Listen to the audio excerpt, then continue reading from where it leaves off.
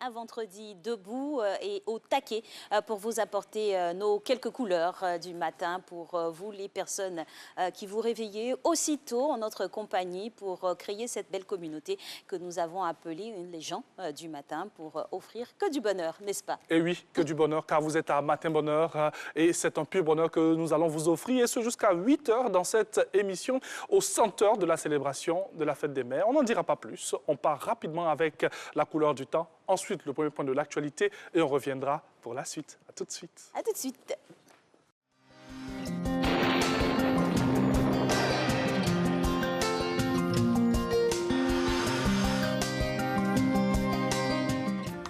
Mesdames et messieurs, bonjour. La matinée sera nuageuse sur l'ensemble du pays. Des averses matinales pourront intéresser le sud forestier et le littoral. Le soleil fera de très bonnes apparitions dans la bande centrale et au nord du pays. Passons aux températures, le mercure affichera 24 degrés à Bengourou, Abidjan et à Diaké, 23 à Bondoukou, Boaké, 24 à Bouna, 23 degrés à Bundiali, 24 à Daloa et Timbokro, 23 degrés à Gagnoa et Guiglo, 22 à Korogo, 21 degrés à Mont, 22 à Odiéné, 24 degrés à San Pedro et Sassandra, 25 à Soubré, 23 degrés à Tabou, 24 à Tchassalé, 23 degrés à Touba et 23 à Yamoussoukro. Au cours de l'après-midi, le temps sera instable dans les régions littorales et forestières. La présence d'humidité et du soleil provoquera de la convection qui entraînera des développements orageux en cours de période dans le sud et dans le centre. Ces orages pourront toucher les régions voisines telles que l'ouest et le nord du pays. Passons aux températures, nous pourrons observer 33 degrés à Bengourou et Abidjan, 32 à Adiaké, 35 à Bondoukou, 34 degrés à Boaké, 35 à Bouna, 35 degrés à Bundiali, 35 à Daloa, 35 degrés à Dimbokro, 34 à Gagnoa, 35 degrés à Guiglo et Korogo, 33 à Mont, 35 degrés à Odiéné, 33 à San Pedro, Sassandra et Soubré, 32 degrés à Tabou, 32 à Tchassalé, 34 à Touba et 35 à Yamoussoukro. Et voilà, c'est tout pour aujourd'hui. Merci de nous avoir suivis et très belle journée à toutes et à tous.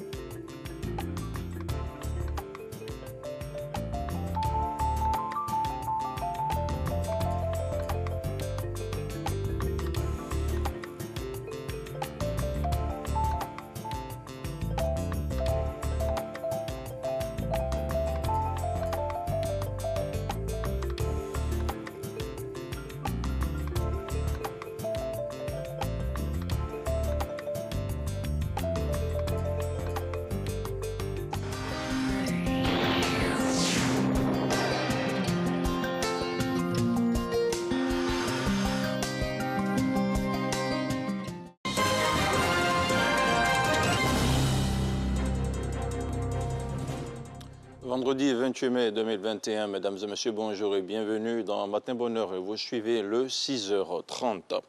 Le chef de l'État, Alassane Ouattara, a présidé hier jeudi une réunion du Conseil national de sécurité au palais présidentiel.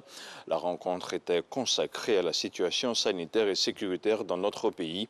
Un accent particulier a été mis sur les affrontements entre Nigériens et Ivoiriens. Des affrontements survenus le 19 mai dernier et qui ont fait 1 mort et 39 blessés. Au total, 38 personnes ont été mises aux arrêts. Il a visité le port autonome d'Abidjan, l'abattoir de Port-Boueux et certaines boulangeries du district d'Abidjan. Le ministre du Commerce et de l'Industrie, en visite de terrain, ne ménage aucun effort. Souleymane Diarra a partagé avec ses opérateurs les difficultés engendrées par la crise énergétique. Il s'est assuré que les prix décidés pour les denrées de première nécessité sont respectés et appliqués. On regarde ce reportage de Lanciné Bakayoko. Au niveau des marchés, les produits de grande consommation comme le pain, la viande et le ciment enregistrent des augmentations anarchiques. Des spéculateurs véreux profitent de la crise énergétique qui a rétréci la production pour faire grimper les prix. Une surenchère qui ne laisse pas le ministre Souleymane Diarra indifférent. Que ce soit le riz, que ce soit l'huile, que ce soit les produits vivriers, nous veillons en tout cas à ce que les prix qui sont appliqués ne soient pas augmenter sans motif. Et nous travaillons en bonne intelligence avec nos partenaires habituels. Selon le protocole d'accord signé avec les opérateurs économiques et les industriels, la baguette de pain reste à 150 francs. À Djamé, tout comme à Marcory ou Souleymane Diarra a pu visiter quelques boulangeries, le tarif convenu est respecté. Même chose à l'abattoir de Port-Boué, où le kilogramme de viande de bœuf se négocie autour de 2600 francs. Quant à la tonne de ciment, le prix plafond s'élève à 90 000 francs. Devant le ministre en charge du commerce, les acteurs se sont engagés à maintenir le cap. Vous voyez ces prix-là, ça ne va pas trop, mais on fait avec ça. On le mange. C'est que bon, les autorités nous ont demandé là, on ne peut pas s'imposer. En ce qui nous concerne, la chaîne de production et de distribution, nous sommes parfaitement en règle par rapport au communiqué du ministre du Commerce. Malgré les assurances, les services maintiendront l'observation continue des prix des différents produits en veillant à la saine application des dispositions relatives à la concurrence et au protocole d'accord signé. Nos inspecteurs de commerce seront aussi bien à Abidjan que sur tout le territoire ivoirien pour s'assurer du respect et de l'application des décisions prises par le gouvernement de Côte d'Ivoire. En principe, les perturbations au niveau de la fourniture de l'électricité devraient prendre fin en juillet prochain. Le ministre-gouverneur est lui aussi sur le terrain dans le district d'Abidjan en prélude à la grande saison des pluies. Robert Begré-Mambé était dans la commune d'Anyama. Objectif, faire l'état des lieux d'avancement de certains travaux d'infrastructure. Le point de sa visite de terrain avec Issa Chonaïo. Le ministre-gouverneur Robert Begré-Mambé continue la visite des infrastructures du district d'Abidjan. Ainsi, après Bégerville, il était ce mardi dans la commune d'Anyama. Objectif, s'imprégner de l'avancée des travaux de bitumage des voies d'Anyama à Djamé. Au cours de cette visite, la population, tout en appréciant la qualité des travaux, ont posé des préoccupations. Le début, mais quand ils sont venus, nous on les a dit que de toute façon l'eau passe dans la rue là.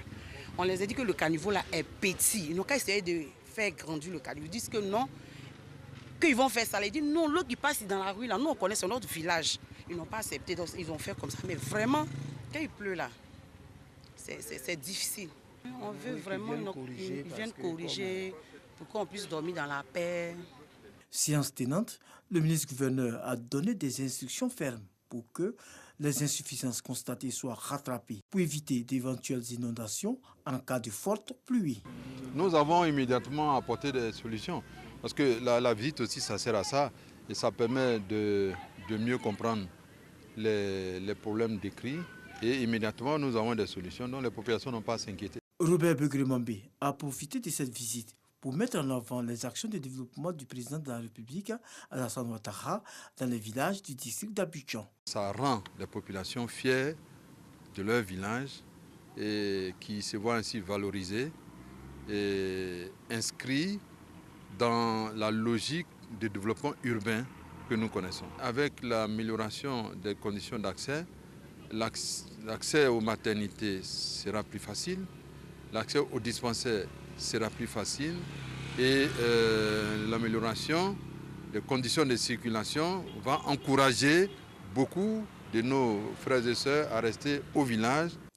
Le ministre-gouverneur Robert Begré-Mambé a également mis à profit cette visite pour offrir une broyeuse aux femmes du village d'Anyama à Djamé, une manière pour lui de lutter contre la pauvreté. Et voilà, c'est tout pour ce 6h30. On se retrouve dans une demi-heure pour l'actualité internationale. Tout à fait. Et avec vous, on fera le voyage au niveau de l'international. Effectivement. Ravi de vous revoir, au passage. Allez, chers téléspectateurs, maintenant, on va passer à une phase beaucoup plus mouvementée, mais dans la positivité. Ce sera avec la danse, le fitness, du coupé-décalé pour travailler les bras avec la coach Astrid.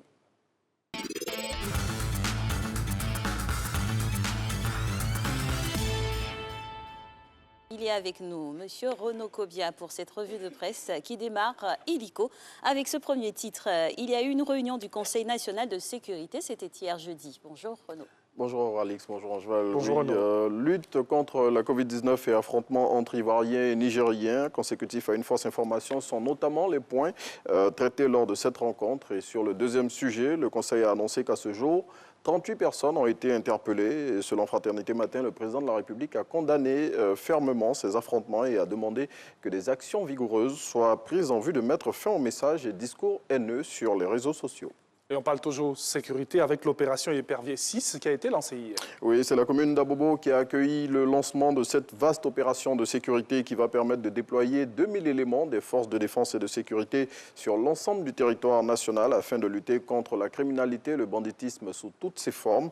À cette occasion, le général Vagondo Diomandé, ministre de la Sécurité, a demandé aux populations d'aider les forces de l'ordre à remplir leur mission de sécurisation en dénonçant les actes criminels. D'autres choses à présent avec les conditions du retour de l'ancien président Laurent Gbagbo en Côte d'Ivoire. Ses proches font des précisions. Il n'existe aucun accord entre le camp Gbagbo et les autorités ivoiriennes pour un retour en catimini de Laurent Gbagbo en Côte d'Ivoire avant la fin du mois de juin. C'est l'information donnée hier par voie de communiqué par le staff de l'ex-président. Cette sortie du camp Gbagbo fait suite à une rumeur faisant état d'un deal entre le pouvoir ivoirien et les proches de l'ex-chef d'État dans ce sens. Plus de précisions dans l'Inter. Et on reste sur le même sujet, toujours le retour au pays de Laurent Gbagbo. Le RHDP l'invite à le faire, bien sûr, dans la sobriété. Qu'il rentre dans le respect des victimes, c'est la recommandation faite par le Rassemblement des Oufouettistes pour la démocratie et la paix à l'ex-chef d'État par la voix de son directeur exécutif hier au cours d'une rencontre. Selon Adama Bictogo, qui est cité par le Patriote, le retour au pays de Laurent Gbagbo doit se faire sans triomphalisme afin d'éviter de froisser les victimes de la crise post-électorale de 2010. Et on passe à notre parti politique, le PDCI-RDA, qui part à la reconquête de ses bases. Oui, et pour ce faire, le vieux parti lance une vaste opération de remobilisation de ses troupes. Et en prélude à cette activité, le nouveau réveil indique que Maurice Kakou Gikaoué, le secrétaire exécutif en chef du parti, était hier à Yopougon pour en présenter les grandes lignes aux animateurs locaux du parti. Quand de son côté, Alakwa Dioremi, coordonnateur du comité politique du PDCI, annonce une grande tournée sur l'ensemble du territoire national. Et on part à l'international, là où la France reconnaît ses responsabilités dans le génocide rwandais. Oui, c'est ce qu'a déclaré Emmanuel Macron hier à Kigali, la capitale du Rwanda. Le président français qui est en visite dans le pays s'est personnellement excusé du rôle de son pays dans le génocide de 1994 qui avait fait près d'1 million de morts. Et selon le site d'information APA News, les excuses personnelles du président français ne reflètent pas nécessairement la position officielle de l'État français qui avait nié à plusieurs reprises son implication dans le génocide rwandais.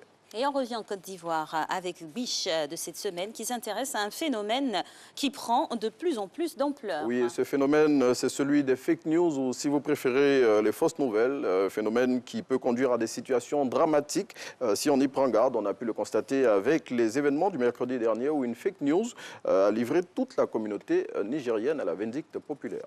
Et on referme cette revue de presse avec ce chiffre. Oui, 1500, c'est le nombre de morts par accident enregistrés chaque année en Côte d'Ivoire selon le ministre des Transports Amadou Koné et selon le premier responsable des transports en Côte d'Ivoire. Plus de 90% de ces accidents sont le fait notamment des mauvais comportements des automobilistes.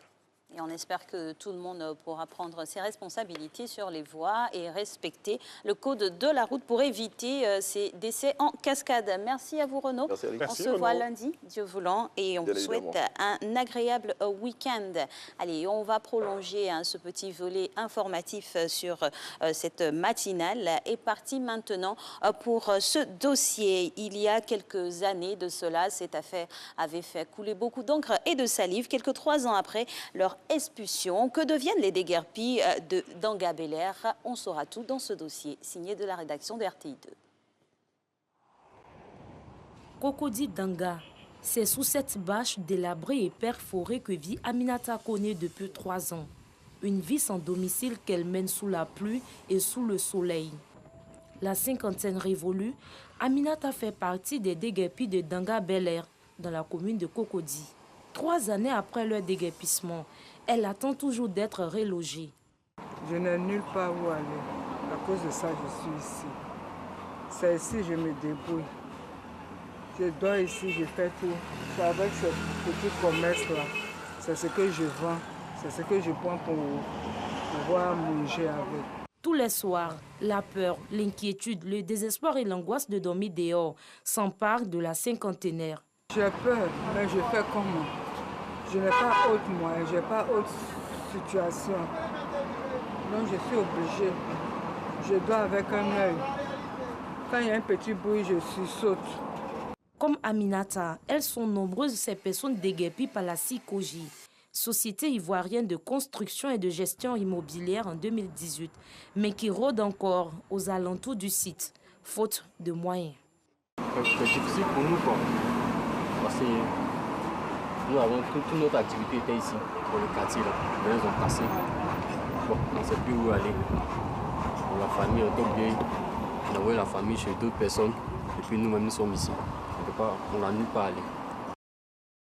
La nuit tombée, pendant que nous poursuivons notre tournage, Aminata et ses voisins doivent encore passer la nuit au même endroit.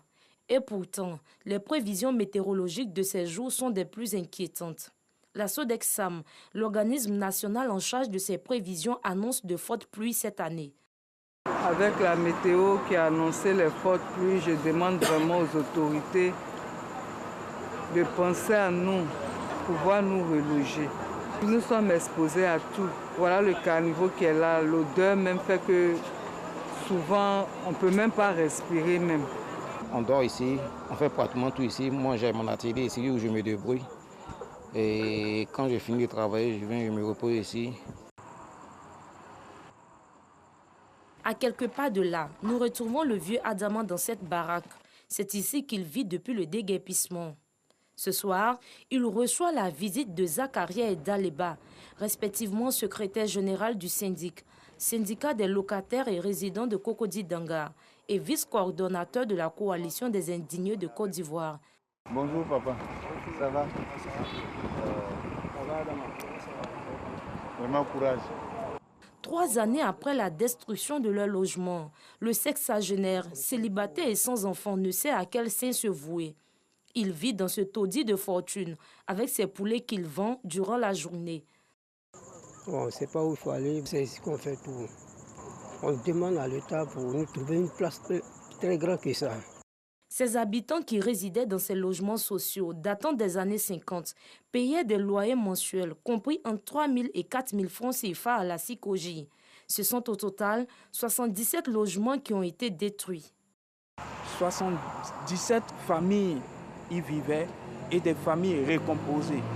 On a été éclatés, on est dispersés un peu partout dans le pays. À cause de ce déguerpissement, on avait des patriarches qui vivaient là. Et ces patriarches-là, à force d'avoir honte de dormir chez un neveu, chez un cousin, chez un parent éloigné, compliquer les crises. Des actions ont été menées par la société civile ivoirienne, une manière de plaider la cause des sinistrés de Danga Bel-Air. Nous avons été à leur côté, nous avons appelé à la mobilisation et un soutien. Et à une oreille attentive, nous avons appelé l'État de Côte d'Ivoire à trouver une solution de relogement, comme ça a été pour les autres quartiers. La SICOGI devait nous céder ces logements-là. Mais la SICOGI n'a pas fait son travail de cession, mais elle s'est accaparée nos biens. Si certains sont encore sur le site, d'autres ont trouvé refuge ailleurs. C'est le cas de Salimata, qui a élu domicile chez son fils à Abobo. Ce jour, en pleine lecture du Saint-Coran avec ses petits-fils, elle plaide encore pour un relogement.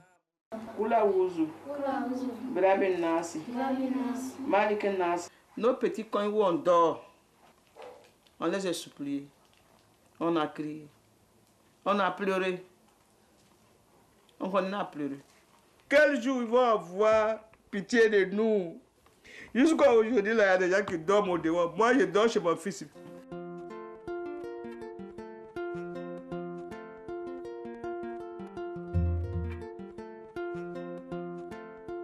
Apollinaire lui fait contre mauvaise fortune bon cœur. Il vit aujourd'hui à Blocos, dans la commune de Cocody. Les 9 membres de sa famille et lui vivent dans ce studio de 9 mètres carrés qu'il loue à 65 000 francs CFA. Aujourd'hui, je vis ici avec mes enfants, plus de 8 personnes dans cette merde-là. Pour le commun des mortels, la maison, c'est important. Détruire une maison, c'est un sacrilège. Le 8 mai 2021, à l'occasion de la commémoration du 3e anniversaire de leur déguerpissement, les déguerpis ont tenu une conférence de presse pour appeler le gouvernement à jeter un regard sur la précarité de leur situation. Je tiens toujours à lancer cet appel au gouvernement pour dire de faire toujours face à ces problèmes des Ivoiriens. En janvier 2017, un arrêté de la Cour suprême a donné droit à la CICOJ de récupérer son patrimoine immobilier en vue de la construction de logements sociaux, nous explique Brigitte Kofi, conseillère juridique à la CICOJ. C'est notre patrimoine. Nous avons prévu une rénovation urbaine de toutes nos réserves foncières bâties, dont Cocody Danga, qui est une zone de rénovation. Nous avons toutes les décisions de justice depuis 2012. Et c'est une procédure régulière, une procédure judiciaire régulière qui a été suivie, qui est arrivée à son terme et l'expulsion a eu lieu. Parmi ces 77 logements détruits, 73 d'entre eux ont reçu une aide financière au relogement estimée à 1 million de francs CFA. D'autres, par contre, attendent toujours d'être relogés. La loi ne nous fait pas obligation d'entreprendre un dédommagement ou un relogement de ces personnes-là. Mais nous l'avons quand même fait. Ils étaient 77. Sur les 77, il y en a 73, oui, qui se sont présentés ici et qui ont reçu le million promis. Les 4 autres, il y a 2 qui ont formellement refusé. Ils ont refusé cette aide. Et puis, il y en a 2 dont on n'a pas de nouvelles. Certains déguerpis de Danga espèrent toujours être relogés. La CICOJ, elle, se veut ferme. Aucun relogement n'est possible. Ce soir, le vieux Adamant rejoint encore son poulailler qui lui sert de domicile pour y passer la nuit. Une autre nuit, dans la fétide odeur de volaille avant d'être réveillé tôt le matin par le cocorico des coqs. Voilà, nous sommes de retour dans cette émission, il faut le dire. Ils y vivaient de génération en génération depuis le début des années 1950. Et voilà, plus de 77 familles déguerpies de cet endroit. Entre espoir, entre tristesse même et espoir pour un lendemain meilleur. On espère que tout va rentrer dans l'ordre. Merci à RTI2 pour ce magnifique dossier. Voilà, allez, le JT Inter. Et ensuite, on pourra dérouler la suite du programme de cette émission. À tout de suite.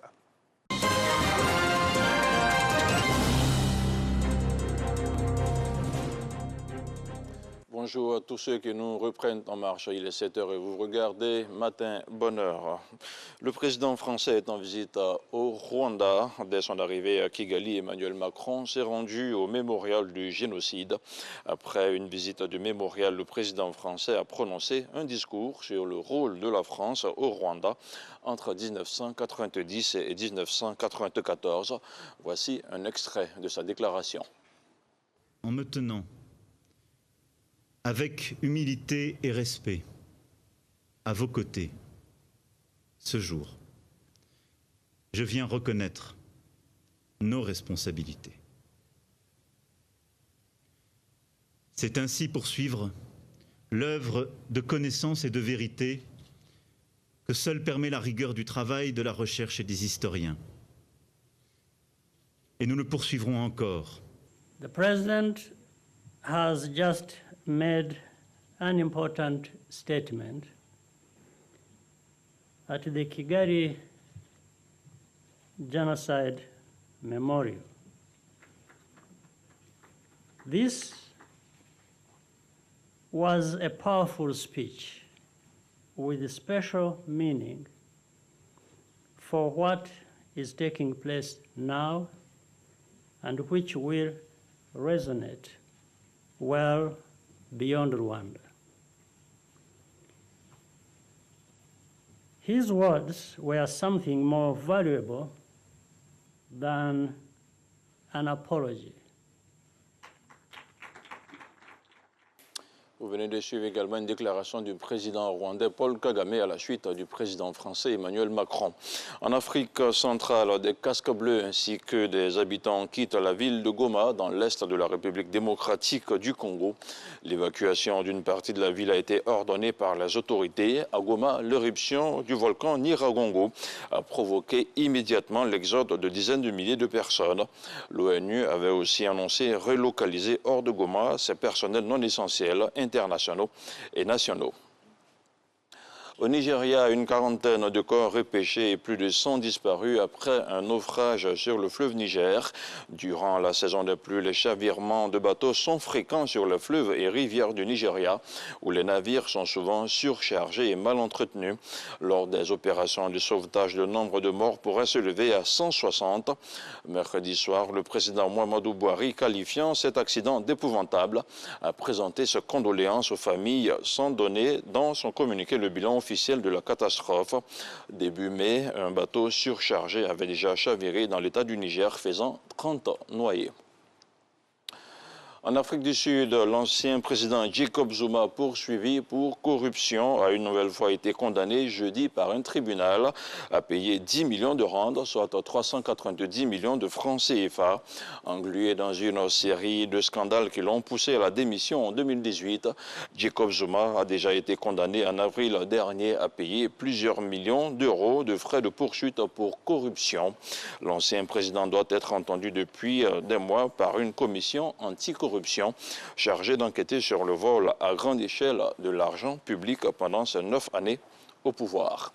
Et puis, hors du continent africain présidentiel en Syrie, le président sortant Bachar al-Assad a été réélu pour un mandat de 7 ans avec 95,1% des voix, a annoncé jeudi le président du Parlement. Une élection qui intervient à la suite d'un scrutin décrié par l'opposition et les pays occidentaux. Les deux autres candidats qui se présentaient face à lui, Abdallah Saloum Abdallah et Mahmoud Marei, ont obtenu respectivement 1,5% et 3,3% de voix. Et on termine avec du sport, du football. Le Real Madrid a annoncé hier jeudi le départ de Zinedine Zidane de son poste d'entraîneur après un second mandat moins éclatant que le premier.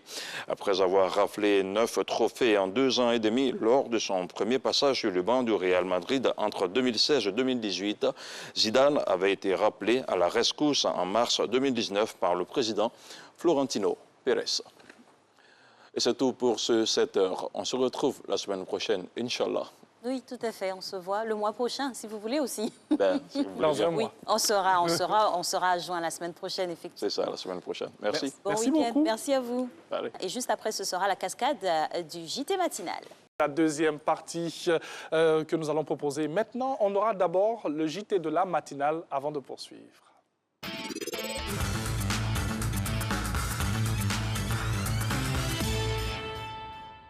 Revenons donc sur ce plateau en compagnie de nos charmants monsieur, des soldats aussi du matin, pour cette cavalcade de JT matinal. On commence bien sûr avec Hilary. Bonjour Hilary. Bonjour Alice. Comment ça va? Ça va bien. Super. On y va. Alors, Fekese-Dougou, Kandia donne le coup d'envoi du port sec. Fekese-Dougou, ville située à 570 km d'Abidjan, changera bientôt de visage et pour cause, elle habitera désormais le nouveau port sec de Côte d'Ivoire.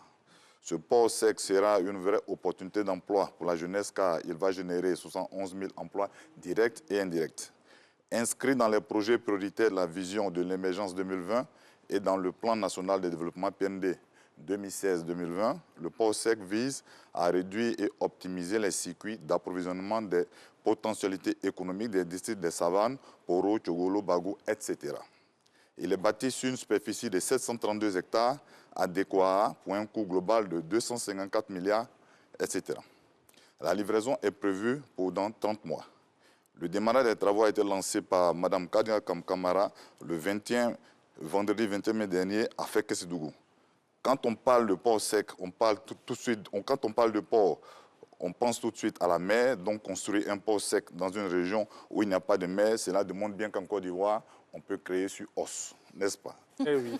C'est la ministre d'État qui est sur la caricature, là. Elle a mis de la teinture dans les cheveux. Non, il faut regarder fort pour voir. Mais maintenant, elle fait un choco. Ah, OK. Ah bon, c'est maintenant. Vous êtes responsable de vos dires. Merci beaucoup. Éducation nationale, Marie tout tape sur la table. La ministre de l'Éducation nationale et de l'alphabétisation, Marie Toukoné, a prôné le mérite lors du démarrage des épreuves du concours d'entrée directe au CAFOP le week-end dernier. Nous avons un peu plus de 50 000 candidats pour 5 000 places et seul le mérite devait nous aider à distinguer ceux qui, j'espère, seront admis à telle tranchée. lors d'une visite au lycée moderne de Trècheville. Elle a en outre rappelé qu'ils seront évalués à partir de la qualité de leur travail. Les parrainages, c'est fini. Seul le travail paie a-t-elle tranché. Les futurs instituteurs sont donc prévenus, la rigueur, rien que la rigueur. Des instituteurs bien instruits qui enseignent nos enfants, c'est ça qui est souhaitable. Excite donc le temps où l'école était une colle et vive l'excellence prônée par Mme Marietou Koné. Et bis repetitas avec la caricature. Ben oui. Vous avez un souci avec les dames? Non, ils ont une volonté.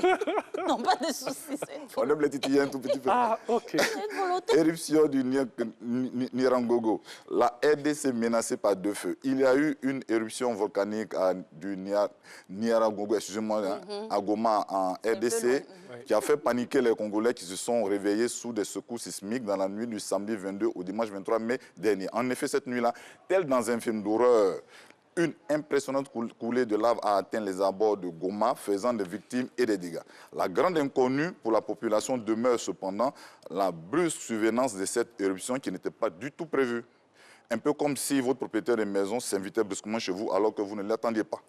Monsieur Kasseraka Célestin, directeur de l'Observatoire volcanique de Goma, a expliqué à une radio indépendante que l'OVG qui dirige avait arrêté sa surveillance pendant 7 mois, faute de moyens, tout simplement une façon de jouer avec le feu, on pourrait dire.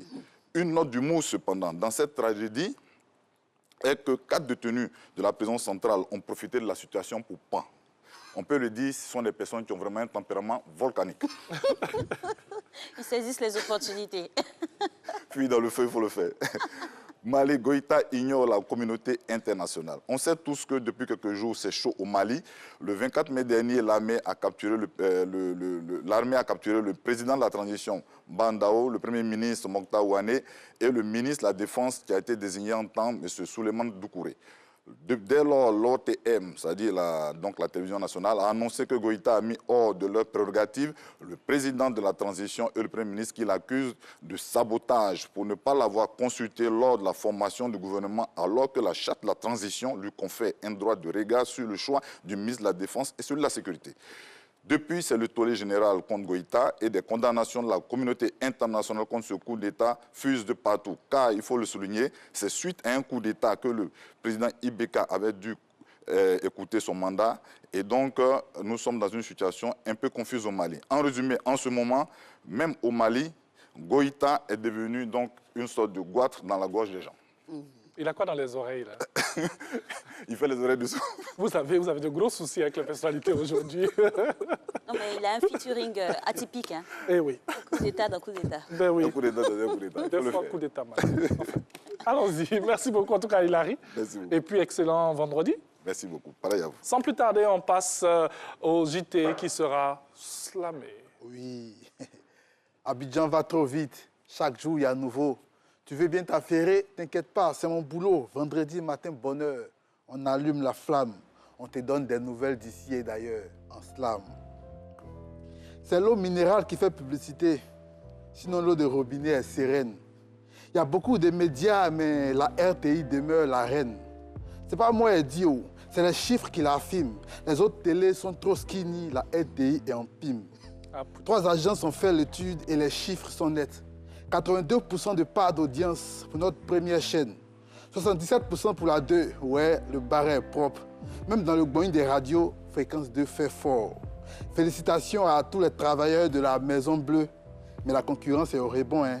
Donc on baisse pas la garde. Affaire de carte d'identité, le feuilleton continue. Pour renouveler nos CENI, ce n'est pas un petit processus. 2009-2019, depuis 2 ans, c'est périmé. Mais pour avoir nos nouvelles pièces, voilà, et c'est compliqué. D'abord, tu payes bon. Ensuite, rien au commissariat. Après, il faut lancer Cori. Et ceux qui ont eu pour eux sont rares. On ne sait plus combien de fois le délai a été prolongé. En juin 2021, là, tout devait s'arrêter. Mais la moitié du pays risquait d'être sans papier. Donc, au Conseil des ministres, le président a pris un nouveau décret pour prolonger la validité jusqu'à la fin de l'année. Affaire de CENI, si on t'explique que tu comprends, c'est qu'on t'a mal expliqué. Comme un monstre endormi qui se réveille de son coma, le volcan Nyiragongo a repris du service à Goma. C'est en RDC, un véritable cauchemar. Les habitants de la ville n'étaient pas prêts pour ce schéma. Qui parle d'éruption, parle de coulée de lave. Ce liquide incandescent qui avale tout sur son passage. C'était la débandade, direction le Rwanda, quand on se rappelle qu'en 2002, il y a eu plein de dégâts. Dieu merci, la catastrophe n'a pas touché la ville. Néanmoins, une trentaine de personnes ont perdu la vie. Mais ce qu'on crée actuellement, c'est les tremblements de terre. Que Dieu épargne Goma. Pour eux, on reste en prière. Au Mali, c'est l'armée qui fait la pluie et le beau temps. Elle prend la tête du pays dès qu'elle n'est pas contente. 19 août 2020, coup d'État sur Ibeka. Les hommes ont trahi mettent un civil au sommet de l'État. Bandao est désigné président de la transition. Mais c'est les militaires qui ont les meilleures positions. 2021, rebelote. À cause d'un remaniement, les militaires trop fâchés ont créé un gros bang-bang. Le 26 mai, le président et son premier ministre sont arrêtés et conduits au camp militaire de Kati. Malgré les garants de la communauté internationale, ils sont démis de leurs fonctions. Pour la suite, on regarde, en tout cas, paix sur le Mali. Car Abidjan va trop vite. Chaque jour, il y a un nouveau. Tu veux bien t'affairer? T'inquiète pas, c'est mon boulot. Vendredi matin, bonne heure. On allume la flamme. Te voici informé. Bonne journée. On est en slam. Merci beaucoup, Capégic, pour ces informations slamées d'ici et d'ailleurs.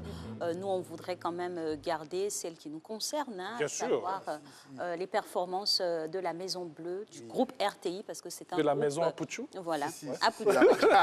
La maison de Skyny. La maison très en piment. Ça devient Apuchu Pacham. La maison qui garde le cap et puis voilà. Oui, c'est des efforts consentis. Qui maintient la qualité. Et on salue tous ces agents, que ce soit ici à Abidjan, que ce soit à Boaké, que ce soit dans les centres émetteurs de Zoukoube et tout. En tout cas, on salue tous les agents sur le terrain, partout. Oui. C'est un gros travail. C'est un vrai travail d'orfèvre. Bon, on va symboliser, moi je vais symboliser mon slam par votre présence, vous deux aussi. Je vous dis merci. Et puis à toute l'équipe des Matins Bonheur. Voilà. Merci. En tout cas, on fait notre part. Ben oui, on fait notre bon retour aussi à Alice. Ah, c'est gentil, merci beaucoup. Merci beaucoup. En tout cas, merci à Capé. Et à vous. Merci. Encore à partager avec nos téléspectateurs. Merci aussi pour dans pas trop longtemps, vos prestations. Chaque vendredi, oui, ça vous arrange. Ne vous inquiétez pas. Mais l'année prochaine arrive, c'est pas plus loin. Allez, on va marquer encore une petite pause. C'est juste le jingle hein, pour recevoir notre invité aujourd'hui dans la chronique Vrai ou Faux. Notre petite Méliane est quelque part ailleurs. Elle nous reviendra bientôt. Aujourd'hui, on recevra monsieur Thierry Mensa pour décrypter l'actualité qui fuse un peu sur les réseaux. Vrai ou faux, c'est maintenant.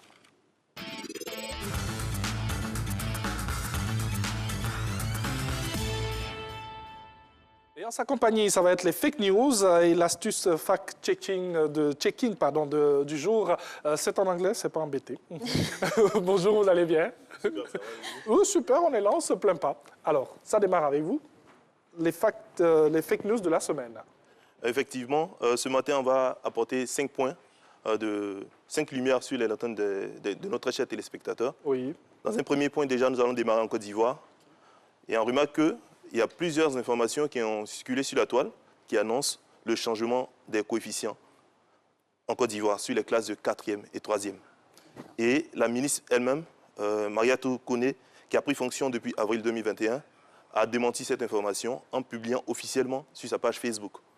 Donc, comme on peut constater sur l'image même qui est là, elle a pu éclairer pour dire que ces informations n'ont pas changé. Les coefficients sont toujours restés pareils, toujours à 1. Et ce qui est là, c'est vraiment pas vrai. D'accord. Et en plus, c'est son compte certifié. Hein, oui, donc, son compte certifié. Il faudra faire attention à ces indicateurs. Tout à fait. En deuxième point, nous allons aborder un autre point concernant le classement sur les artistes africains les plus riches. Et ces informations, en fait, ont été portées par Forbes, selon certaines informations. Mais Forbes s'est décliné de cette information parce que cette information était annoncée, mais malheureusement, ce n'était pas pour classer les plus riches, mais plutôt pour annoncer les acteurs qui ont le plus de revenus. Et on remarque sur cette liste même, ne figure pas le classement que Forbes avait établi. Forbes avait seulement mis les noms, quelques noms plutôt, mais pas avec les montants. Mais cette information met les montants devant avec pas mal de personnes imaginaires. D'accord. Mais l'information vraie, c'est que c'est un classement pour des personnes qui ont quand même des revenus conséquents. Tout à fait. Et ça date de 2017. D'accord, mais sans indiquer le montant. Tout à fait. Les artistes africains, les mieux payés durant toute l'année. Allons-y, on poursuit avec une autre information. On passe maintenant à la nomination du président. Tout à fait. Voilà. En troisième point, on a remarqué qu'il y a une information qui circulait sur la nomination du président côté RDC, son Excellence Félix Tshisekedi, qui a été nommé meilleur président du monde. Selon toujours Forbes. Vraiment, Forbes est vraiment attaqué ces temps-ci. On ne sait pas pourquoi, mais tout le monde se tourne vers Forbes actuellement. Et quand ça vient de là-bas, on se dit immédiatement c'est vrai. C'est vrai. Et pourtant, il faut regarder. Voilà, donc eux aussi sont toujours au travail pour démentir certaines informations. Donc là, ils ont fait encore une publication pour dire que cette information n'est pas du tout vraie, que Forbes n'a jamais dit ça. Et c'est depuis le 16 mai que cette information fait tache d'huile sur la toile. Très bien. Donc il n'en est rien, il n'y a pas encore de classement de président. Oh non. Donc chacun au travail, on verra peut-être un jour. Sûrement. Quatrième information donc, manifestation contre l'armée française au Niger. Encore l'armée française qui est encore mise en avant, selon certaines informations qui ont été publiées sur les réseaux sociaux. On remarque qu'au Niger, il y a des informations qui circulent depuis le 21 mai 2021 plutôt, que l'armée française est en train de manifester. Les habitants sont en train de manifester contre la présence de l'armée française au Niger. Mais cette information n'est pas vraie. Cette image même nous date effectivement de Niamey, mais en 2017, où il y avait une protestation contre la loi sur les finances, où les manifestants essayaient de bloquer en fait les gens pour passer. Donc c'est une image de 2017 que vous voyez là. Mais bon. Et après, vous allez nous donner le procédé pour pouvoir retracer effectivement... Oui, cette image nous vient de la base de données de l'AFP. Elle a été prise par un photographe de l'agence de presse turque. Il s'appelle Anadou Bolima. Voilà, donc les recherches sont poussées. Effectivement. On termine donc avec cette cinquième information. D'accord. En cinquième point, nous voyons ici une image qui présente une arrestation des orpailleurs côté Burkina Faso. Mais cette image n'est encore pas vraie. C'est une image de 2020, mais en Côte d'Ivoire. Sur cette image, on nous montre que ça se passe en Guinée, côté 2021, mais c'est en Côte d'Ivoire que cela s'est passé, suite à une opération menée en 2017. Depuis 2017, l'armée ivoirienne mène des opérations contre l'orpaillage en Côte d'Ivoire. Donc, cette image vient de 2020, mais c'est en Côte d'Ivoire que cela s'est passé. Très bien. En tout cas, c'est pour l'orpaillage clandestin. Clandestin, tout à fait. Et c'était dans notre pays et non pas en Guinée ou attribué au Burkina. En tout cas, le process de vérification est ainsi mené incitatif pour nos téléspectateurs, parce qu'avec tout ce qu'on a pu voir et vivre ces derniers temps, il faut vraiment être très alerte quand il y a une information qui fuse comme ça, et il faut aller chercher, pousser, avant de partager ou même faire des directs et illustrer. Franchement, on a fait une vraie sensibilisation à ce niveau-là. Ouais. Oui. Merci. Merci. Merci beaucoup à vous, cher Thierry Mensa Homo. Ça peut aller, ça a été bien, on a fini. Super, c'est vrai. C'est comme ça aussi la télé. Oui. En tout cas, merci.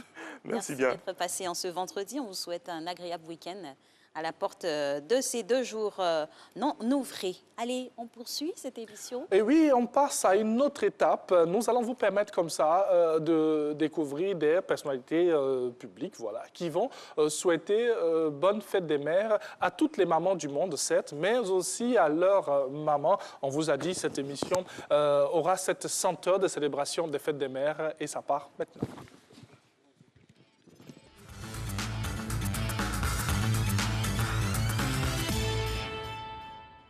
Je suis Rachel Logoué-Etienne, animatrice à Radio Côte d'Ivoire. Je souhaite une très bonne fête des mères à toutes les mamans de Côte d'Ivoire, parce que pour moi, le mot maman signifie amour. Alors, très bonne fête à vous. Également, je souhaiterais souhaiter une très bonne fête à celle qui occupe la première place de mon cœur, en l'occurrence ma maman, Lucie Logoué, à qui je souhaite une très bonne fête. Voilà, merci d'avoir fait de moi la femme que je suis. Merci pour l'éducation que tu m'as donnée. Merci pour tous les sacrifices et tous les conseils que tu me donnes en ce moment pour que je sois toujours la meilleure version de moi-même. Je t'aime très fort. Bonne fête, maman. Salut, je suis Mekodre Dagbo depuis Paris. Alors, jour très spécial pour nos mamans. Voilà. Donc, à l'occasion de la célébration des mamans, je tiens à parler à ma mère en quelques secondes. Alors, maman, je t'aime, je t'adore. Bonne fête des mères à toi. Profite bien de la journée de la célébration des mamans et sache que depuis ma position, je t'aime. Je t'aime très très fort. Bonne fête à toi, maman Germaine. On est ensemble et puis tu sais, chérie Coco. Bisous, bisous, Meko Pondré. Coucou, ici Guy Armand, artiste chanteur. Alors, petite vidéo pour souhaiter une joyeuse fête des mères à toutes les mamans de Côte d'Ivoire, toutes les mamans du monde entier, et en particulier à ma très chère mère, Odile Kofi. Tous les mots ne suffiraient pas pour t'exprimer ma reconnaissance, déjà pour m'avoir donné la vie, et de prier pour moi chaque jour. Merci, que je te donne longue vie. Gros bisous, je t'aime très fort. Mouah. Coucou, salut, moi c'est Sly de Sly. Je fais cette vidéo parce qu'aujourd'hui est un jour extraordinaire, un jour unique, un jour pour les mamans. Les mamans, c'est celles qui se sacrifient pour donner la vie. Et je voulais, à travers les mamans, souhaiter d'abord une bonne fête des mères à ma mère de substitut, qui est celle qui m'a élevée parce que j'ai perdu ma mère biologique, à qui je fais un clin d'œil vers le ciel aujourd'hui, mais elle m'a laissé entre les mains d'une dame qui est extraordinaire depuis mes 5 ans, qui est maman Kadi Diallo, à qui je souhaite une excellente fête des mères. Au travers, elle souhaitait une fête des mères à toutes les mamans, celles qui se sont sacrifiées, je dirais, pour donner la vie. Donc, ce jour-là, je demande à tous les enfants que nous sommes, tous les enfants du monde, d'arrêter tout. Et puis de porter ces mères-là, de les chouchouter et de leur faire du bien. Que Dieu vous bénisse, que Dieu vous garde. Je vous aime. Sly de Sly. Et voilà, retour sur le plateau après cette capsule qui montrait nos stars et personnalités publiques en prélude à cette célébration sacrée de la fête des mamans. Et nous allons rester dans ce même cadre pour recevoir 2 mamans sur ce plateau avec qui nous allons évoquer l'adéquation entre le travail professionnel et la fonction de maman. En la personne de Madame Mariam Sidibé, elle est directrice générale de voixdefemme.net, et avec elle on a aussi Madame Apendekoun Aïcha Gladys Traoré, elle est entrepreneur sociale. On les reçoit, elles sont déjà installées, ce sera juste après le jingle.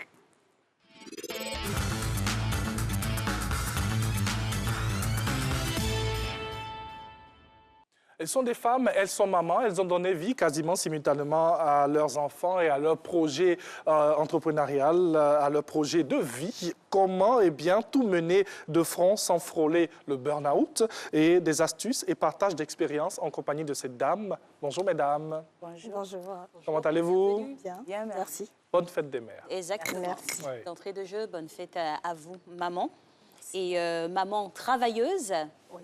Donc, c'est maintenant une multiple casquette qu'on a, parce que dans le temps, c'était relégué seulement à la fonction de mère de foyer, quoique c'est aussi des tâches très importantes. Mais maintenant, on part aussi dehors, comme les hommes, chercher la pitance quotidienne au travers de nos fonctions professionnelles. Comment vous arrivez chacune, vous allez nous partager ici votre expérience. Vous avez combien d'enfants déjà et comment vous vous arrangez pour concilier ces 2 fonctions? Moi, j'ai 2 enfants. Madame Sidibé. Oui. J'ai un grand-fils de 29 ans. Ah, d'accord. Et une fille de 15 ans et qui est en classe de seconde. Très bien. Ah, ils sont grands. Oui, ils sont grands. Oui. Mais ça n'a pas dû être aussi aisé. On va revenir aux âges beaucoup plus jeunes, parce que là, maintenant, ils sont autonomes. Mais quand ils ne sont pas autonomes, ça demande du boulot. Oui. Et Madame Traoré? Moi, j'ai 4 enfants que j'éduque. Biologiquement, j'ai 3 enfants. Ah, ça, c'est bien. C'est bien. Donc, ça fait un bon petit bataillon. Ouais. Hein. Le plus grand, il a 15 ans. Oui. Le deuxième a 10 ans. Le troisième a 5 ans. Et la dernière, elle a 2 ans. Très bien. Déjà, Général. Déjà, on a envie de demander, c'est vrai que vous êtes mamanpreneur ou bien mampreneur, ce thème-là qui est un peu ce nouveau concept. C'est un néologisme. Ouais, ben oui, il n'y a pas vraiment beaucoup d'années que ça existe. Alors, vous êtes mampreneur, vous travaillez, Alice l'a dit, vous sortez comme nous les hommes, chercher la pitance quotidienne et tout. C'est pas du tout aisé, c'est pas facile. D'où vous tenez cette force? Je sais que peut-être une va dire, quand je regarde mes enfants, oui, d'où vous tenez cette force? Oui, c'est oui. Oui, allons-y, Madame Sidibé. Allez-y. Moi, je pense que j'étais cette force de ma mère, qui n'a pas été à l'école, mais qui a quand même réussi à monter un business. Et elle a continué son business pendant longtemps. Et quand je l'ai vue, comme elle me disait, mais toi, tu as la chance d'aller à l'école, tu sais lire. Donc, tu peux aller plus loin. Je dis, bon, si j'ai cette chance, c'est que je peux faire quelque chose d'un peu plus que ma mère. Oui. Et c'était ça vraiment ma motivation. De dire, il faut que je crée quelque chose. Elle n'a pas été à l'école, mais moi, si. Donc, j'ai l'avantage d'apprendre et de pouvoir démarrer quelque chose. Et donc, c'est resté. C'est pour ça que j'ai pu, finalement, créer mon entreprise. Oui. En tout cas, c'est très important, hein. On va dire l'influence qu'ont les génitrices, même sur les générations, au fur et à mesure. Donc, vous le déclic par de l'histoire personnelle de votre mère pour vous inspirer à entrer dans cette vie d'entrepreneur. Comment ça s'est passé pour vous? Alors, pour moi, le déclic part aussi de ma mère. Ah. De ma mère, de ma grand-mère, qui sont deux grandes femmes que j'admire beaucoup. Paix à l'âme de ma grand-mère, mais ma mère vit toujours. Et c'est des femmes qui inspirent à travers ce qu'elles font, parce qu'elles ne sont pas forcément autant éduquées, comme elle a dit. C'est le même cas pour moi. Et ça part de là, où tu vois ta mère arriver à gérer 2, 3, 4, 5 projets en même temps que gérer la maison, trouver des solutions palliatives pour être à la cuisine au même moment qu'elle est sur le terrain ou pendant un voyage. Elle coordonnait tout.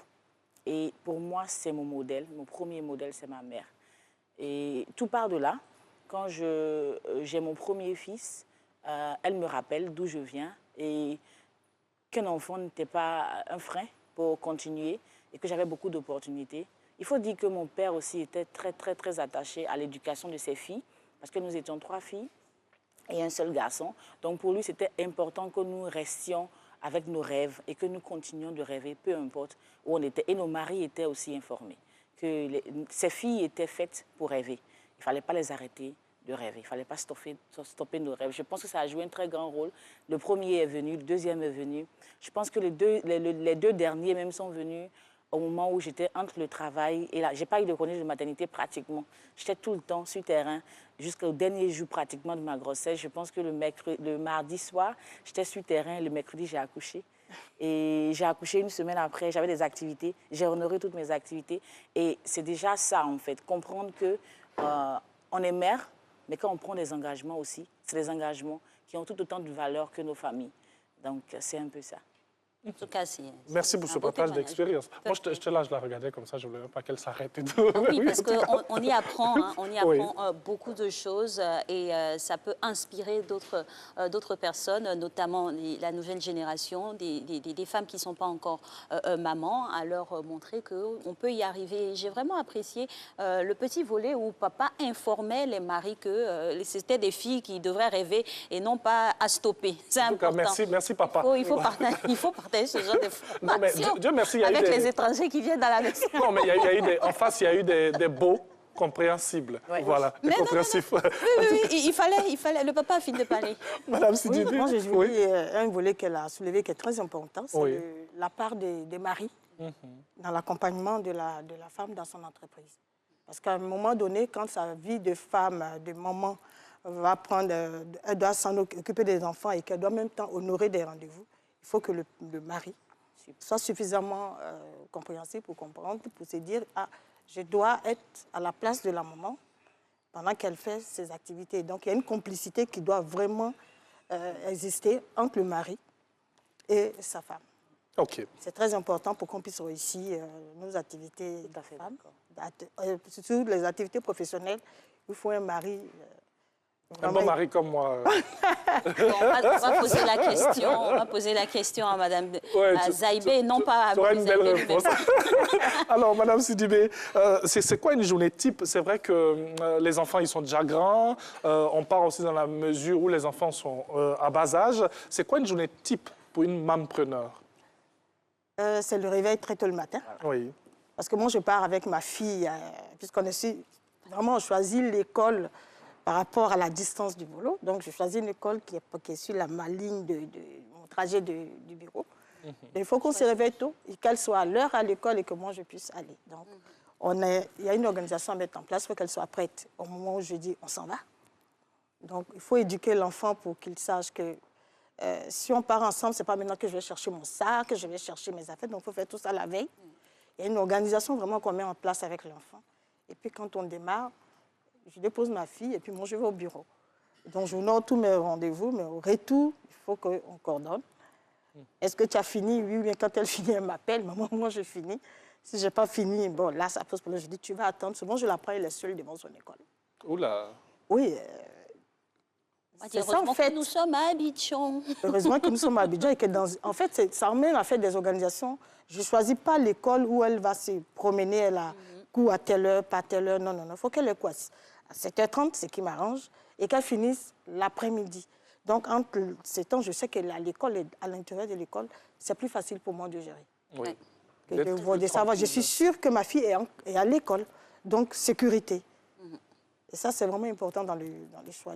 Quand on vient être entrepreneur, il faut vraiment mettre des garde-fous pour pouvoir suivre sa vie de femme. Et puis, comme vous dites, entrepreneur. Oui. En tout cas, c'est des choix judicieux à opérer pour pouvoir huiler son organisation. C'est ça. On va revenir au cas de Mme Traoré, qui intervient aussi en tant que présidente d'une ONG où elle accompagne des filles mères. Justement, on est allé rencontrer ces jeunes dames-là avec leur témoignage ici. Et puis, on va décortiquer juste après. J'étais élève en classe de 4e. J'avais 15 ans. Je suis tombée enceinte. Et quand les parents ont appris, ils étaient choqués d'abord. Et ils ont décidé de me chasser de la maison. Et je suis allée avec le jeune homme.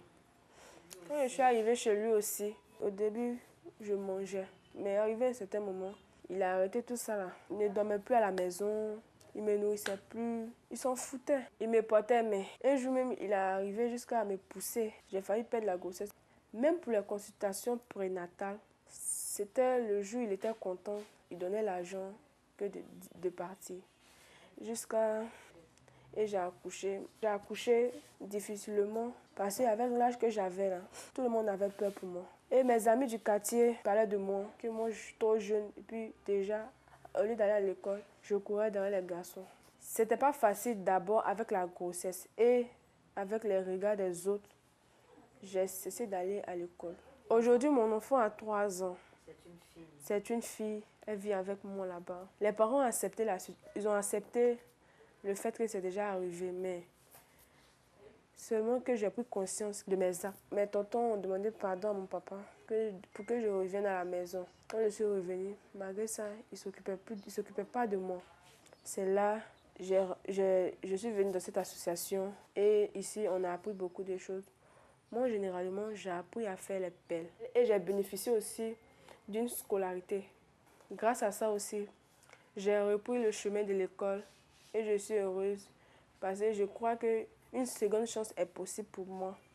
Moi, j'avais 16 ans quand j'ai contacté ma grossesse. J'ai croisé le jeune. Maintenant, quand je suis venue l'annoncer que non, je suis enceinte, il m'a dit que actuellement, lui, il est le plus petit des garçons de chez lui. Donc, le mieux là, c'est d'interrompre la grossesse. Je lui ai dit non d'abord, mais il insistait. Donc, comme c'est pour lui, je lui ai dit ok, il n'y a pas de problème. Donc, ce que tu décides là, c'est ce qu'on va faire.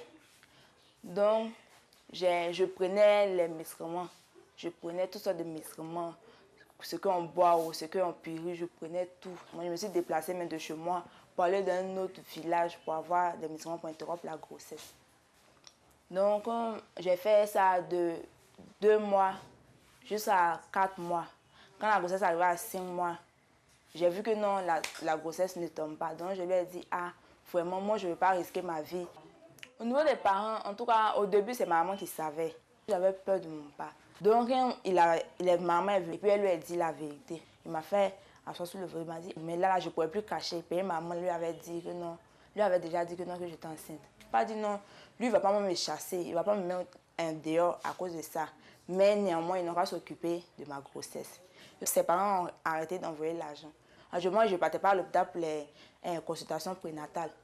À 5 mois, je ne partais pas. J'ai interrompu mes études parce que quand je suis partie faire la consultation prénatale, la sage-femme m'a dit à cause des médicaments que j'ai pris pour pouvoir avorter, là, ça crée un problème au niveau de mes reins. Donc de ne pas trop me déplacer, de ne pas trop bouger. En tout cas, de ne pas faire les mouvements brusques. Donc mon père même là, tellement qu'il lui était énervé contre moi, il était en colère. Là. Quand il m'a expliqué, il a dit c'est que cette année-là, tu ne vas pas partir. L'année prochaine, si tu as eu l'argent, tu vas passer. En tout cas, les gens me regardaient, les gens du quartier me portaient dedans que non, petite fille là, elle a déjà pu vendre. Donc moi, mon père attendait souvent quand il vient le soir, là, il me suit même à cause de ça. Dieu a fait, il a accouché. en tout cas mon accouchement sans moi. Je dis toujours, Dieu a mis sa main. J'étais une petite fille. Une petite fille déjà qui a accouché, puis après la constellation, puis on te dit non, tu as un problème au niveau des reins. Mais moi, j'ai accouché normalement par voie basse. L'enfant a 3 ans. Donc, quand il s'est arrivé, en tout cas, la responsable elle m'a bien pris. Bon, on a appris à faire le savon à base de beurre de qualité. On a appris aussi à faire les pelles et puis le savon liquide. Grâce à l'association, on sait faire le savon. Mais mon rêve, c'est de reprendre l'école pour avoir au moins mon BPC.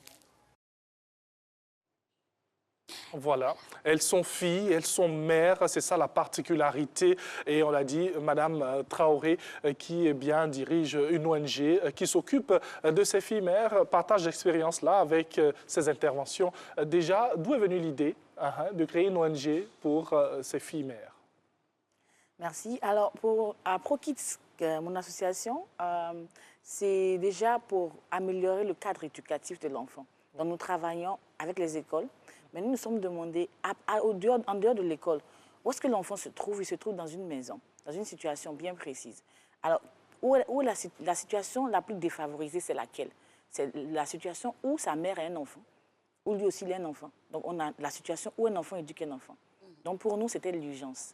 L'urgence, c'était de partir vers ces mères-là et les aider à non seulement être des mères, mais à être autonomes. Donc, on a mis en place ce projet depuis 2020, qu'on pilote, et c'est pour nous l'opportunité de recenser les jeunes mères, mais de travailler avec elles, à renforcer leurs capacités et à les réinsérer dans le système éducatif ou dans un cadre professionnel. Et surtout, à les apprendre des métiers qu'elles pourront utiliser pour s'autonomiser. Cette année, on est même en train de penser à mettre en place des boutiques solidaires dans toutes les villes que nous allons visiter avec le programme pour leur permettre de rester ensemble. Parce que le fait qu'on les met ensemble, c'est une thérapie. Elles ont la même histoire, elles se retrouvent toutes dans l'histoire de l'autre. Et parfois, tu sens qu'il y a une qui est violée et qui est mère parce qu'elle est violée. Toi, tu n'es pas violée. Tu vois qu'on dirait que pour moi est mieux. Tu trouves des forces pour avancer. Donc, ce partage-là qu'elles ont, ce brassage que le programme crée, et crée depuis 2 ans pratiquement, c'est pour un an, je dirais, pratiquement. C'est vraiment, un miracle pour nous parce qu'elles acceptent leur situation. Mais au-delà de ça, elles veulent avancer.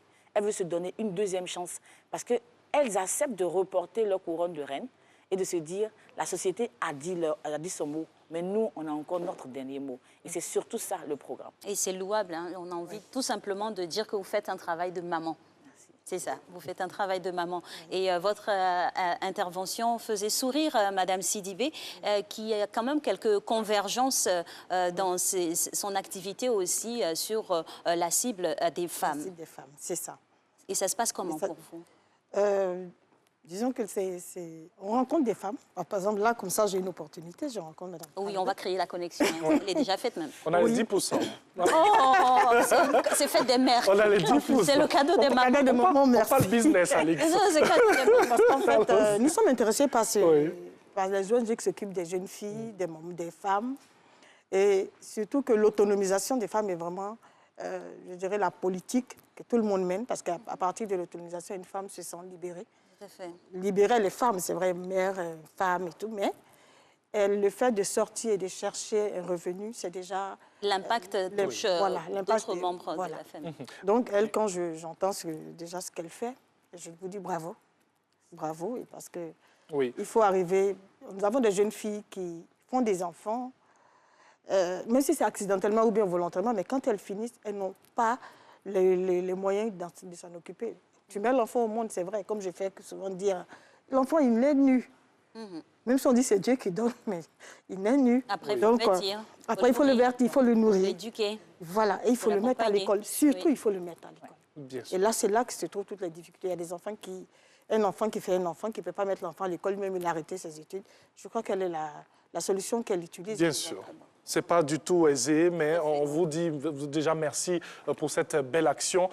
Vous êtes avec nous, mesdames. Merci. On rappelle que nous sommes en compagnie de Mme Mariam Sidibé, qui est directrice générale de voixdefemmes.net, et aussi Mme Apidekoun Aïcha Gladys Traoré. Elle est entrepreneur sociale. Alors, avant de terminer avec nos dames, nous allons vous demander, mesdames, de regarder toutes sur l'écran, voilà, qui est là, juste en face de nous. Et puis, on se retrouve dans 20 secondes.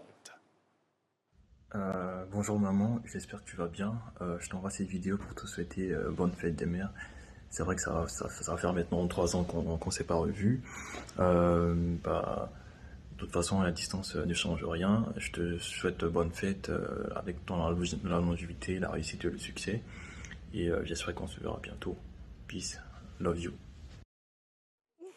Et voilà, c'était la progéniture d'une des mamans ici qui a déjà les larmes aux yeux. Ça fait toujours ça, je vous comprends. Ça fait toujours ça. Madame Sidibé, c'était une petite surprise de votre fils. Mon neveu. De votre neveu, c'est votre fils. En Afrique, on dit c'est les fils. Pour vous souhaiter bonne fête des mères. Et votre réaction? C'est vrai que les larmes sont déjà là. Bon, ça fait plaisir. Pardon. Pardon. On peut avoir un papier mouchoir pour la dame, s'il vous plaît? C'est bon. Oui, ça va. Okay. Non, ça fait plaisir. Ça fait plaisir. En plus qu'il est loin. Oui. Il n'est pas sur place. Donc, c'est un message qui me touche. Oui. Voilà. Oh là En tout cas, là. bonne fête à vous. Bonne fête aussi à vous, Mme Traoré. Vous restez avec nous et puis on va recevoir une 3e maman dans quelques instants. Mais pour l'heure, c'est le petit-déj avec le chef Daguerre qui a de belles propositions à nous faire aujourd'hui. Juste après ceci. Ça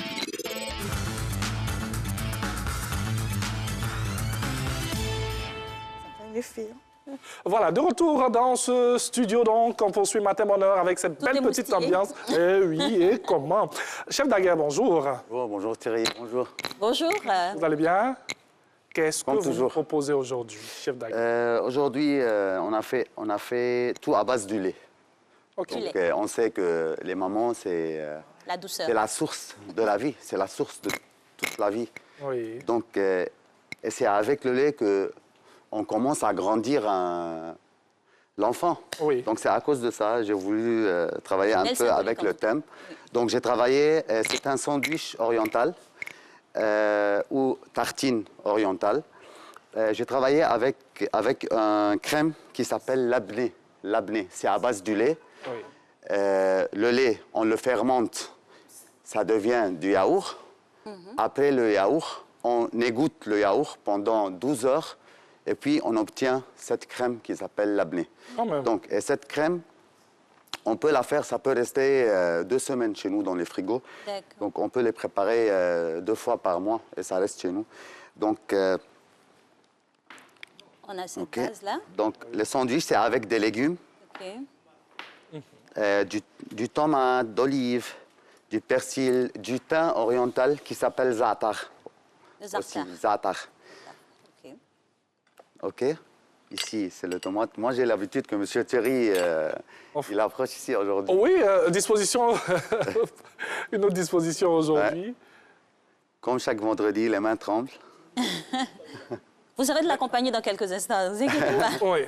Aujourd'hui, comme je ne c'est de la tomate. Manger, donc je vous laisse. Ouais. Un peu de persil. Oui. Je suis pas là, tu manges. Des olives. Les vrais emportés. Hein. Ouais. Bon. Les tiges d'oignons verts. D'accord. Ah, c'est de l'ars, tout ça. De belles couleurs. Un peu de ciselé d'oignons verts aussi. Et puis, la touche finale, c'est le za'atar. C'est des herbes, on les sèche. Oui. Et puis, on les écrase. Et puis, on les mélange avec du sésame toasté. OK. Oh, voici. C'est un véritable voyage. Hein, oui. Hein? Côte d'Ivoire, l'Orient et tout. Ouais. Après, huile d'olive. Aujourd'hui, je vais utiliser huile d'olive en spray. Comme ça, je contrôle la quantité d'huile qu'on utilise dans les assiettes pour notre santé aussi. OK. Tout à fait. On veut avoir les mamans longtemps avec nous. OK. Ça, c'est de 1. Maintenant, je fais aussi un petit dessert. C'est un riz de lait à base du riz et lait. Mais le riz, c'est un riz en poudre. OK. On fait 1 litre de lait, 100 g de riz en poudre, 70 g de sucre. Oui. On les laisse pour maximum 7-8 minutes au feu bouillir. Et puis, on les refroidit. Et on peut mettre du confiture d'abricot, un sablé à base de cannelle, comme moi je fais ici. OK. Et là, c'est de l'abricot que nous avons là-dessus. C'est ça, c'est ça. Coulis d'abricot. Oui. On a 2 sortes avec ce riz au lait. En tout cas, c'est très joli, hein, cette présentation. Et puis, ce sandwich aussi bien dressé comme ça, qui va être le bonheur de plusieurs palais ici. On a nos mamans avec nous. Et puis, on a notre invitée aussi qui fait son entrée maintenant. C'est Madame Evelyne Cuny. Ça vous dit quelque chose, je suis sûre. Le nom très célèbre Cuny. Et voilà, on va tout vous dévoiler. C'est la maman de Méliane Cuny, notre très chère Méliane Cuny. Bonjour, maman Evelyne. Oui. On te salue depuis ta position, Méliane. Oui, depuis les gros glissants, on te salue. Faites le point, dès qu'elle arrive à la maison, faites le point. Oui, c'est la fête des mères, elle allait travailler pour offrir un beau cadeau à maman. C'est magnifique. Oui, évidemment. Voilà. Vous allez bien? Ça va, oui, ça va. Super. Et vous? Ça va, on ça est là. va. Ouais. Toujours à servir et avec grand bonheur. Allez, aujourd'hui, on partage avec vous ces repas. Le temps que le chef Daguerre finisse sa décoration. Déjà, vous n'êtes pas forcément près de nous tout le temps. Non. Mais aujourd'hui, cette petite visite, elle nous rend vraiment très heureux.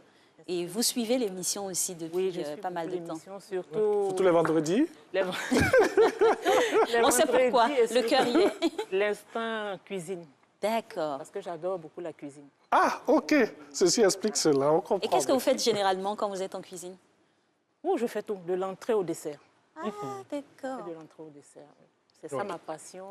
Je fais les plats et surtout pour les cérémonies, mais je le fais sur commande. Sur commande. Voilà, quand il y a des cérémonies, on me contacte et puis bon, voilà. Et puis on peut passer à la maison et tout. Pas de souci. Vous êtes dans quel quartier déjà? Ouais. Ah, ok, très joli, ok. On passera. C'est arrogé une invitation. Chef Daguerre va venir. Voilà. Chef Daguerre nous emmène l'assiette. Bonjour. Bonjour, voilà. chef Daguerre. Bienvenue. Merci. Je vous en prie. Ok, on le mange avec la main, avec le Kleenex. Oui. Bon appétit, bonne dégustation. Merci. Oui. D'accord. On a les plats aussi pour les autres mamans. Oui, tout le monde en aura. Tout le monde en aura. Même les animateurs. On a le riz. Voilà, Madame Sidibé et Madame Traoré aussi auront leur petit plat. Et puis pendant ce temps, pendant qu'elles dégustent, on va inviter ici une autre maman. Une autre maman qui fera une belle petite prestation. Ce sera dans quelques instants. On va prendre les impressions de Maman Cuny. Madame Sidibé aussi qui va tester. On a Madame Traoré qui va avoir aussi son petit bol, sa verrine. Bon appétit, mesdames. Ah, le chef Daguerre aujourd'hui, c'est une compétition. Hein. C'est une évaluation même. Avoir des palais de maman pour tester, c'est pas chose facile. Impression. Voilà, on va avoir... oui, c'est ça. Oui. Alors, Madame Traoré. Madame Traoré, qui va aussi nous donner... au flan. D'accord. Les femmes d'abord. Oh là là, c'est gentil. J'ai envie d'essayer. Oui, oui. Là, elles ont envie d'essayer à la maison, là. Ah, d'accord. Il va partager la recette. Il va partager la recette. Merci, chef Daguerre. C'est très, très bon. Oh là là. Bon. C'est bon. Bon, ok, Alex, c'est l'émission. À tout à l'heure. Madame Cuny, qui a le toast réaction. C'est très bien fait. Et là, ce que j'aime, ce sont les céréales. Comment ça s'appelle? Le sésame. Il y a des sésames et puis je sens le... comment ça s'appelle? Il a une épice? Non, il y a une épice. On va chercher. Zarta. Il y a du zarta dedans. Voilà. Oh. Ah, elle connaît la maman. En tout cas, c'est... Zarta oriental. Le zarta oriental. Oui, le zarta oriental. C'est très bien fait. OK. Merci beaucoup. Oui. En tout cas, pendant qu'on a nos belles petites verrines là, on va maintenant se tourner vers cette poétesse de jour aujourd'hui, Madame Nadia Yapi Ilboudo, qui nous fait ce poème pour toutes les mamans qui suivent Matin Bonheur. Nadie. Dans une salle, des gémissements suivis de cris. Ce genre de cris qui vous déchire le cœur et qui vous laisse imaginer l'intensité de la douleur. Puis, plus rien, en dehors d'un silence assourdissant. Et soudain retentissent des pleurs. Non plus de douleur, mais de cris, de victoire, de délivrance. Il est enfin là, ce bébé tant désiré, délicatement posé sur la poitrine qui lui est dédiée. Ils peuvent enfin communier au travers de cette chaleur, d'une douceur indescriptible qui les rend irrésistibles. J'imagine la mère, les yeux levés vers le ciel, le regard plein de reconnaissance, comme pour dire merci au maître des circonstances. Et le bébé, bien calé dans les bras de sa maman, cette femme inconnue qui l'accueille dans ce monde étrange et méconnu. Une nouvelle histoire peut enfin commencer. À toutes ces femmes qui ont accepté de braver, de tout braver, les insomnies, les nuits blanches, les nausées, les maux de dos, les sautes d'humeur, les douleurs et même de frôler l'inimaginable pour vivre cet instant mémorable. À toutes ces guerrières qui ont accepté de porter la vie et de donner la vie. Nous rendons un vibrant hommage. À vous, maman du monde entier, nous vous disons merci. Aucun mot n'est assez grand pour exprimer notre admiration face au prix payé avec tant d'abnégation. En ce jour où le monde entier vous honore, en ce jour où nos pleurs et nos cris ont fait de vous les reines du monde entier, parce qu'en réalité, vous êtes au début et à la fin, souriez et soyez heureuses. Gardons toujours en mémoire ce jour où nos cris ont écrit notre histoire, l'histoire d'une mère et de son enfant. Maman, vos enfants aux 4 coins du monde vous célèbrent. Bonne fête, maman. Merci. Bonne fête, maman. Bonne fête, maman aussi. Hein, bonne fête, maman. Oui. Merci. Il y a aussi une maman. Bonne fête à toutes les mamans. Oui. Et comme il est de coutume, hein, pour chaque fête des mères, on offre quand même des cadeaux aussi symboliques, mais qui ne pourraient égaler l'amour qu'on partage pour nos mamans. Aujourd'hui aussi, on a décidé de faire comme ça avec maman Anzelika, qui est là et qui va, qui va distribuer les cadeaux. Voilà. Les cadeaux. C'est le fils qui va le faire, aux mamans que nous sommes. Voilà. Alors, on va commencer par maman. Madame Traoré, bonne fête Madame à Sidibé. vous. Madame Sidibé. Allons-y, maman Kuni. Maman Kuni. Oui. Maman Nadia. Maman Nadia. Et une belle petite surprise pour toi. Oh là là, c'est gentil. Bonne fête des mères. Merci. Je t'avais dit lundi, mais bon, c'est pas lundi, c'est aujourd'hui. Ah, c'est gentil, merci beaucoup. Bonne fête des mères à toi. Merci. Et bonne fête des mères à toutes les mamans. Au général, 3 étoiles, c'est bien. En tout cas, merci. On espère que ça a passé un bon petit moment à suivre cette émission. Merci à toutes les personnes qui ont préparé cette émission. Voilà, à toutes nos équipes. On aura plaisir à se retrouver lundi. Mais sinon, dimanche, c'est la fête des mères, donc, dont vous aurez la latitude d'offrir des cadeaux à vos mamans. Et dit bonne fête des mères à toutes les mamans du monde. Et oui, merci bonne fête à maman Zaïbé et puis bonne fête à maman Dutosier. Ama, je t'aime. Merci beaucoup. Très bon début de week-end. Au revoir. Merci Jacques Bourg.